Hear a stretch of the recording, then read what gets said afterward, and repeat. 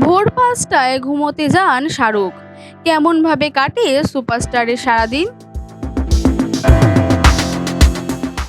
ভোর ৫টা আসলেই তার রাত হয়, কারণ তখনই ঘুমোতে যান কিং খান শাহরুখ। আবার উঠে পড়েন ৯টা-১০টার মধ্যে। এক সাক্ষাৎকারে অভিনেতা শাহরুখ সম্প্রতি তার লাইফস্টাইল সম্পর্কে জানিয়েছেন। তিনি যখন দুপুর ২টোয় কাজ ছেড়ে বাড়ি ফেরেন, তারপর স্নান সেরে ঘুমোতে যাওয়ার আগে ব্যায়াম করেন। শাহরুখ জানিয়েছেন তিনি মাত্র একবার খাবার খান, মাত্র আধ ঘন্টার জন্য শরীরচর্চা করেন। ঠিক কি বলেছেন তিনি?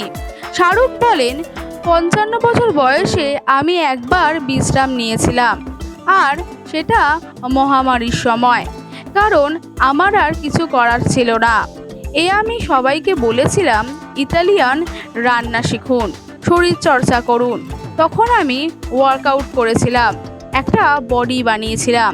৪ বছর পর মানুষ আমায় মিস করতে শুরু করলো। তার আগে আমাকে মানুষজন এত মিস করতো না।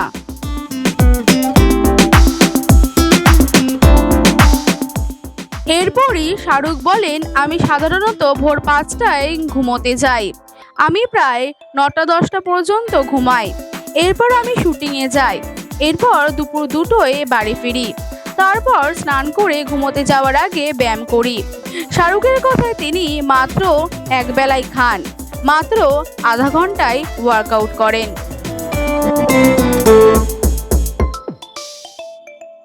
ওয়াইজ নিউজ, খবরের সত্যাসত্য ২৪ ঘন্টা।